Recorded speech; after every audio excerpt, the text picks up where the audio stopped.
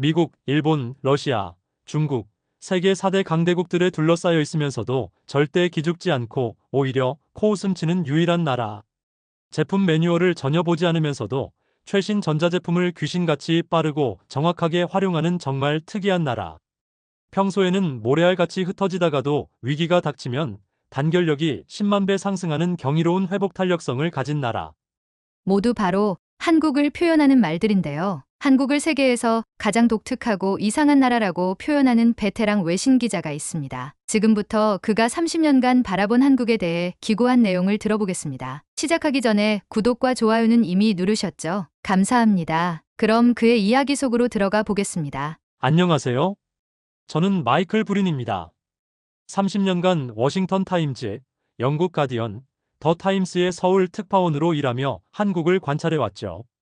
오늘은 제가 경험한 가장 특별한 나라, 한국과 한국인에 대해 이야기하고 싶습니다. 한국인들은 세계에서 가장 이해하기 어려운 민족입니다.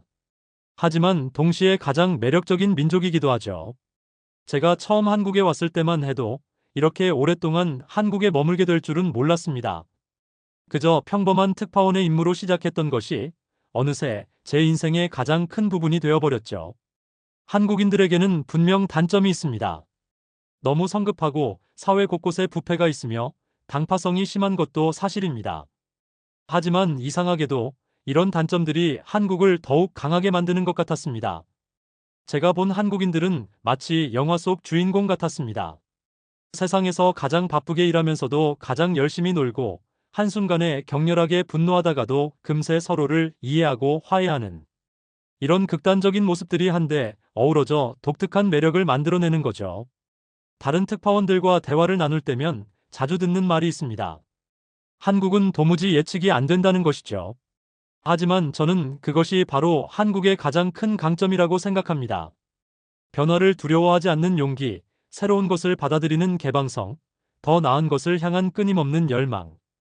이것이 한국을 특별하게 만드는 요소들입니다. 특히 놀라웠던 것은 한국인들의 집단적 열정이었습니다.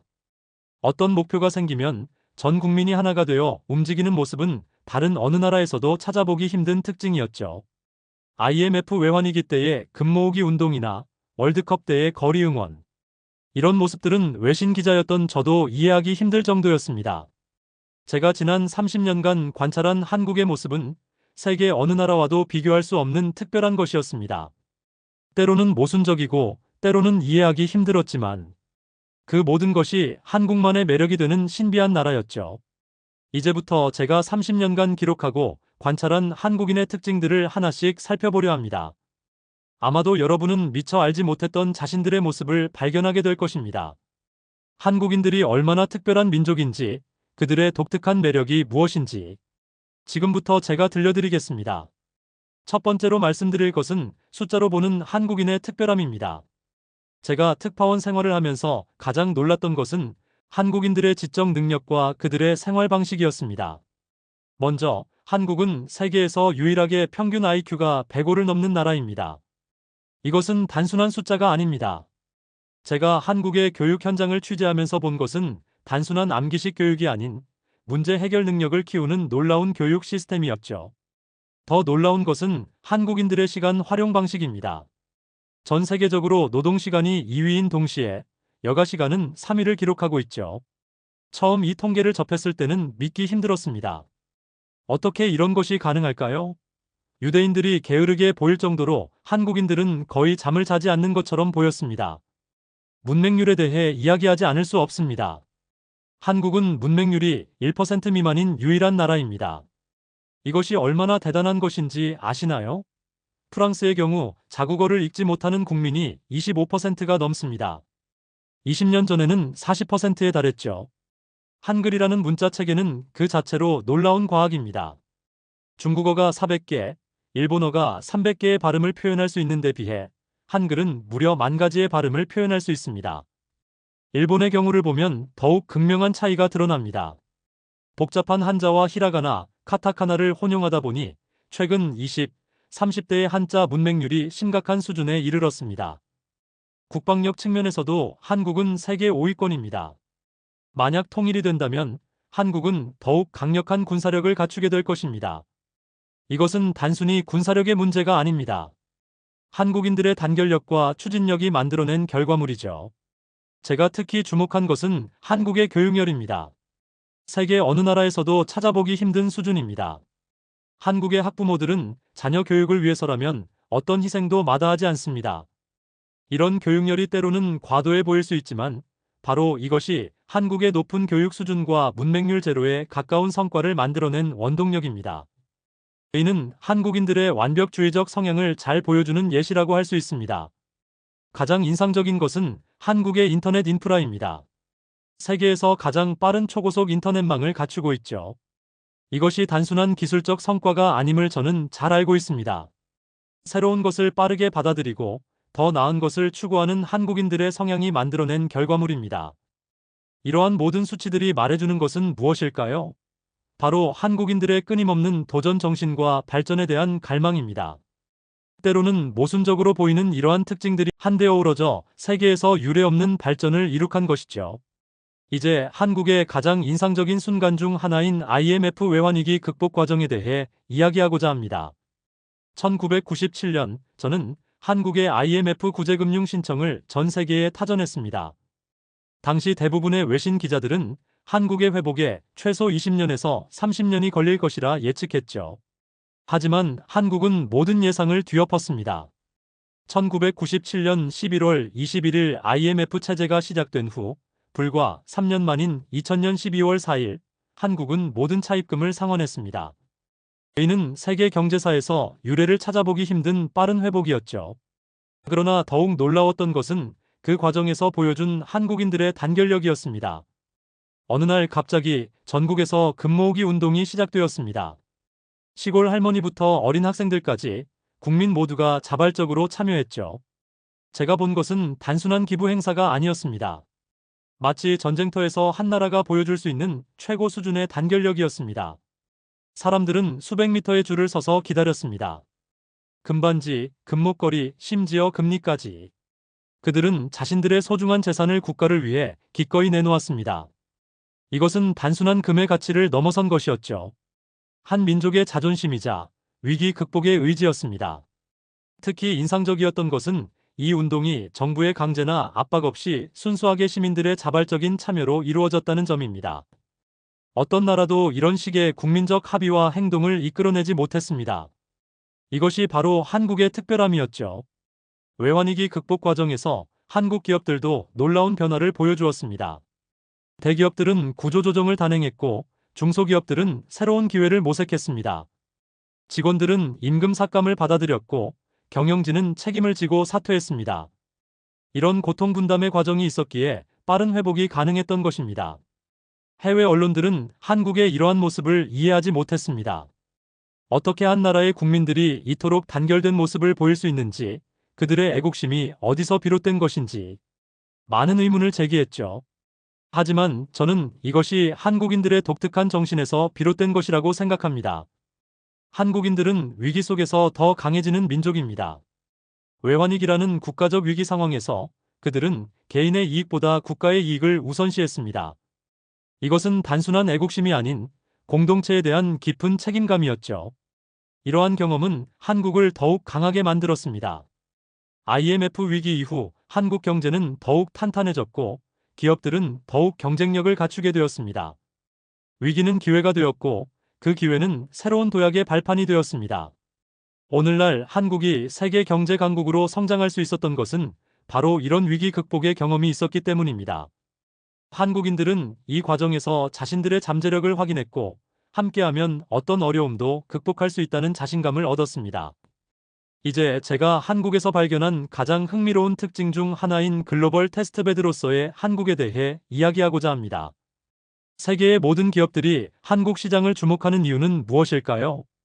한국인들은 세계에서 가장 까다로운 소비자들입니다. 처음 이걸 발견했을 때는 저도 놀랐습니다. 새로운 제품이 출시되면 한국 소비자들은 마치 전문가처럼 제품을 분석하고 평가합니다. 그들은 결코 불완전한 제품을 용납하지 않죠. 제가 본 한국의 온라인 커뮤니티는 마치 거대한 품평회장 같았습니다. 새로운 제품이 출시되면 즉시 디테일한 리뷰가 올라옵니다. 그것도 단순한 감상이 아닌 전문가 수준의 분석이죠.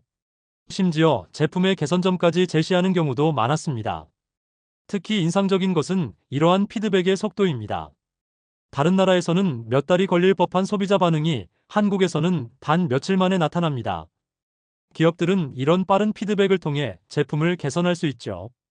한국은 그야말로 살아있는 실험실인 셈입니다.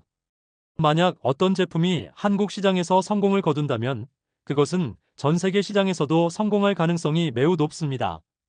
반대로 한국 시장에서 실패한 제품은 글로벌 시장에서도 실패할 가능성이 높죠. 이것이 바로 글로벌 기업들이 한국을 테스트 마켓으로 선택하는 이유입니다. 한국 소비자들의 또 다른 특징은 트렌드에 대한 민감성입니다. 새로운 것을 받아들이는 속도가 놀랍도록 빠릅니다. 한 제품이 인기를 얻으면 곧바로 새벽부터 줄을 서서 기다리는 모습을 볼 수 있죠.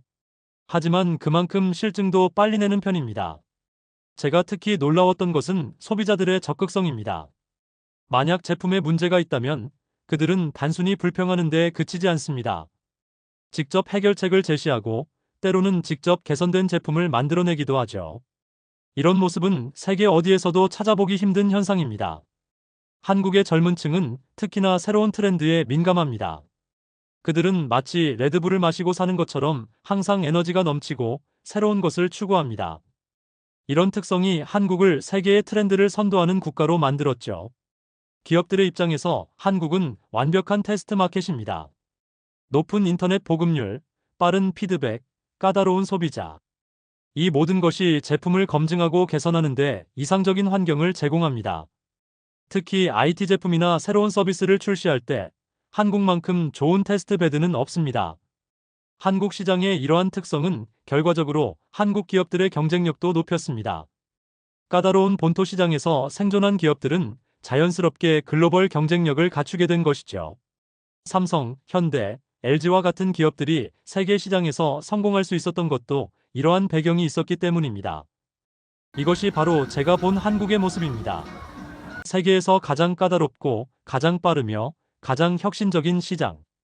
그리고 그 중심에는 항상 열정적인 한국인들이 있었습니다. 마지막으로 제가 말씀드리고 싶은 것은 모순 속의 조화, 바로 한국인들만의 독특한 특성입니다. 제가 30년간 관찰한 한국인들은 세상에서 가장 역설적인 민족이었습니다. 한국인들은 엄청나게 똑똑합니다. 때로는 이 똑똑함이 지나쳐서 깜깜이라고도 불리죠. 새로운 것을 시도하는데 전혀 두려움이 없으면서도 잘못된 것은 절대 그냥 넘어가지 않는 민족입니다. 문제를 발견하면 반드시 지적하고 개선하려 듭니다. 이런 특성 때문에 한국은 세계의 모든 기업들에게 최고의 실험실이 되었습니다. 새로운 제품이든 새로운 서비스든 일단 한국 시장에 내놓으면 답이 나옵니다. 세계에서 가장 감각적이고 까탈스러운 소비자들이 모여있기 때문이죠. 특히 놀라운 것은 한국인들의 일과 삶의 균형입니다. 세계에서 가장 많이 일하는 동시에 가장 열심히 노는 민족이죠. 이것은 모순된 것처럼 보이지만 한국인들은 일을 자연스럽게 해냅니다. 그들에게 있어 열심히 일하는 것과 열심히 노는 것은 동전의 양면과 같습니다. 한국인들의 감정 표현도 매우 독특합니다. 화를 내더라도 굉장히 격렬하게 내고 기뻐할 때도 온몸으로 기뻐합니다. 모르는 사람과도 쉽게 싸우지만 또 쉽게 화해하고 금세 형동생하면서 삼겹살에 소주를 함께 마시죠. 이런 극단적인 모습들이 한데 어우러져 있는 것이 한국의 특징입니다. 마치 비빔밥처럼 여러 가지 상반된 요소들이 하나로 섞여 독특한 맛을 내는 것이죠. 이것이 바로 한국만의 매력입니다. 한국인들의 이러한 특성은 때로는 단점으로 보일 수 있습니다. 너무 급하고 너무 예민하고 너무 감정적이라고 할 수 있겠죠. 하지만 저는 이러한 특성들이 오히려 한국을 더욱 역동적이고 매력적인 나라로 만든다고 생각합니다. 세계 어느 나라에서도 이토록 빠른 변화와 발전을 이뤄낸 곳은 없었습니다. 한국인들의 이런 특성이 있었기에 가능한 일이었죠. 그들은 항상 더 나은 것을 추구하고 더 빠른 것을 원하며 더 완벽한 것을 향해 나아갑니다. 제가 30년간 지켜본 한국은 항상 움직이고 있었습니다. 때로는 혼란스러워 보이고 때로는 모순된 것처럼 보였지만 그 속에서 항상 발전을 이뤄냈죠. 이것이 바로 한국의 힘이고 한국인들의 특별함입니다. 어쩌면 한국인들은 세계에서 가장 이상한 민족일지도 모릅니다. 하지만 그 이상함 속에는 분명한 논리가 있고 그들만의 독특한 미학이 있습니다. 그리고 그것이 바로 한국을 세계에서 가장 역동적이고 매력적인 나라로 만드는 원동력이 되는 것이죠. 이것으로 제가 30년간 관찰한 한국과 한국인들에 대한 이야기를 마치겠습니다. 한국은 앞으로도 계속해서 세계를 놀라게 할 것입니다. 그리고 저는 그것을 지켜보는 것이 너무나도 즐겁습니다. 사실 외국인들이 한국을 칭찬하는 영상은 많이 있습니다. 하지만 마이클 브린 기자의 관찰은 달랐습니다. 단순한 칭찬이 아닌 30년이라는 긴 시간 동안 우리의 장점과 단점을 모두 지켜보고 분석한 깊이 있는 시선이었죠. 특히 인상 깊었던 것은 우리의 약점도 강점이 될 수 있다는 그의 통찰이었습니다. 우리가 너무 성급하다고요? 네, 맞습니다. 하지만 그 성급함이 세계에서 가장 빠른 배달 문화를, 가장 빠른 인터넷을 만들어냈죠. 우리가 까다롭고 예민하다고요? 맞습니다. 하지만 그래서 우리나라가 세계의 테스트베드가 된 거 아니겠습니까? 다음 영상에서는 더 재미있는 주제로 찾아뵙도록 하겠습니다. 구독과 좋아요, 알림 설정까지 부탁드립니다. 감사합니다.